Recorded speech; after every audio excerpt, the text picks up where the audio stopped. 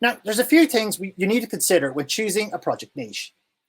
Firstly, you are not defined by geographic location. Being a specialist transcends all that. Pete Nelson, the treehouse guru, charges $3,500 for a site visit away from where they are based. And that's one of his team. That's not even Pete Nelson himself. So do you think he is bound by geography? Of course not. And I bet there is no shortage of people lining up to do business with him. And what about Frank Lloyd Wright? There's a lot of prairies in the US. Do you think he was bound by geography? And listen, the same goes for you. Now, some of you might want to stay local, and if that's the case, that's fine too.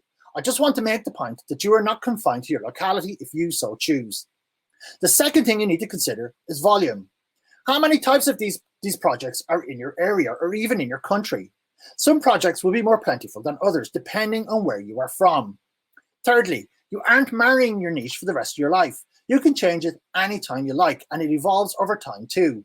The process you are learning here is the same no matter what type of project you choose. And the final consideration here is, of course, have you got proof that you've done your chosen project niche before? Now, if you have, and you've got some great examples in your portfolio, then that's fantastic. But what if you don't? Say you've done a lot of remodels, but you want to start getting new build contemporary homes. Well, we still use what you got, but if you want high-end contemporary homes, then you're going to need to do a few nice 3D rendered designs to show what you can do. And you can make some really great social media posts with this stuff. That looks great. So if you don't have real world stuff to use, then don't worry. 3D models will get you through this because you can focus on the various parts of the house that are super important for your client niche. Now, will that satisfy every client? Well, probably not, but it will suffice enough for some of them. And it will get you started getting into these projects. And once you have a few real world examples in your portfolio, you will be unstoppable.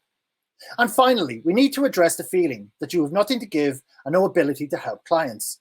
And if you do feel this way, well, don't fret. That's that inner voice screwing with you.